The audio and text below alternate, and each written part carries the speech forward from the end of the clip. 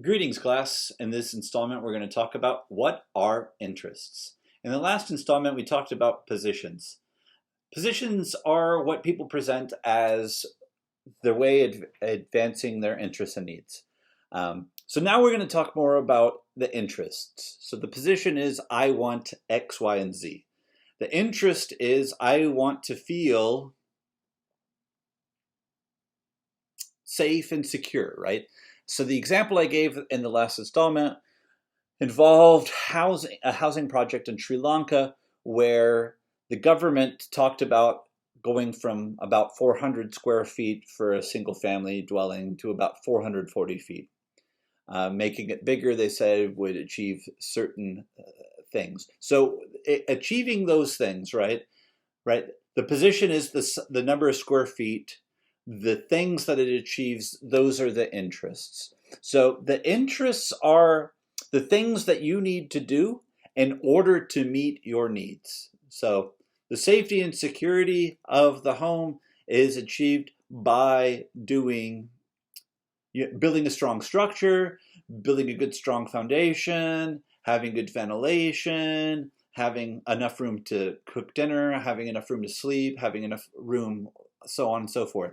And those things add up to, right, the position, do this. What do you need to do to meet your needs? That's your interests. So your interests in conflict are frequently, there's a manifold of different interests that are coming together. Respect, safety, security, substantive concerns, procedural concerns, emotional concerns. You want to feel good about what's happening. You want to feel good about being included in the process of it happening. You want to feel good about the substance of the outcome. You want your specific objectives to be met, right? That's your interests. All of those things are your interests in something. Interests. And then that gets built into the position, right? Because the position is the way you're advancing your interests. So interests, they can be varied, right? What we're concerned about in one dispute might be more of the emotional orientation, and then another one it might be more material, right? We are dynamic creatures. Our focuses can shift. Our concerns change, right? We always have the same fundamental needs, but we pay more attention to the ones that are being threatened. So as we're thinking about the threats, our interests get put forward in the positions that we see as activating and advancing the protection of our interests and needs in those specific ways. Should be noted, I've had trouble, right? I've had trouble at some level distinguishing between interests and needs. And part of this is it's because that's the way it is. It isn't always easy to distinguish interests and needs, right? What are the things we want versus what are the things we actually need?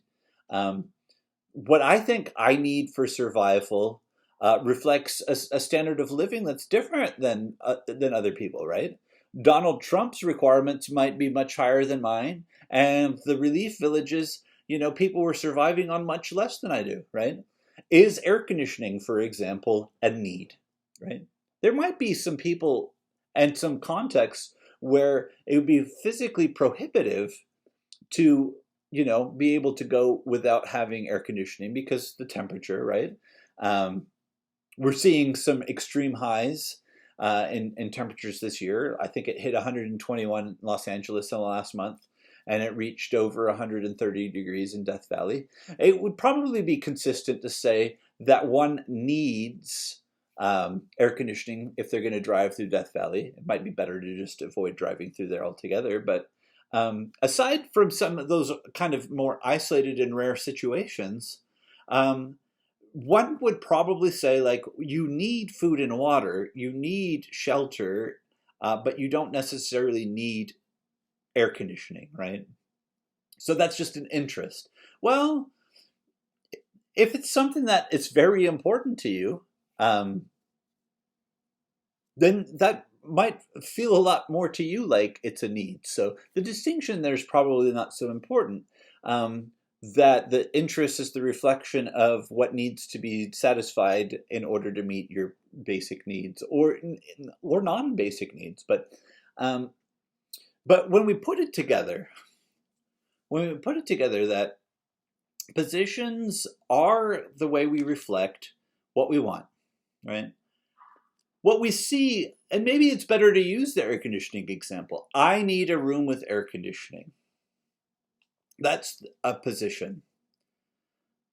It may reflect comfort. It might reflect physical wellness. And then the person says, I can or I can't give you a room with air conditioning. If you know or have a good guess about, what that means, if you have a room that's cool, but that doesn't have air conditioning, right? Maybe you've got like a basement area where the rooms that are down lower are cooler. And you're able to tell the person that, right? I do not have air conditioning. What I do have is the rooms closest to the basement are at this temperature. Will that be cool enough for you? Right? You might be able to think, like I said, outside of the box. The person says, I need air conditioning, which is basically yes or no. You turn the yes or no of air conditioning into, I don't have but can offer. Conversely, you can imagine times where, like when I was in Myanmar, you had to stay at these government regulated hotels, but they would have rotating power outages. So people would get really disappointed when they'd spend the extra money to get the room with air conditioning, only to find out at 1 a.m. that the power has gone out. So it is a room with air conditioning, but it's not a room that is kept cold all night. And it could get pretty hot there. But again, sometimes meeting the need or meeting the position doesn't meet the need, right? So we can have tensions in both ways. I wouldn't necessarily say that that's dishonest, because one might assume that if you are in a foreign country, you would have an awareness about the potential for the power to go out. But I wouldn't say that they were necessarily advancing like it might not be worth the extra $50 a night since you're only going to have the air conditioning on, for 3 hours or something, and then it'll turn off. But again, positions, interests, and needs. People take positions. We've covered it. The interests are the things essentially motivating, right? We are motivated by our interests, and our interests are there as the way that we advance our needs. We advance our needs through our interests and develop positions that we believe will help us to achieve. If we if we get our positions right, if we get victory, this is what I asked for, and the person said yes, then we assume that we're meeting our interests and needs through our positions. See you on the next one.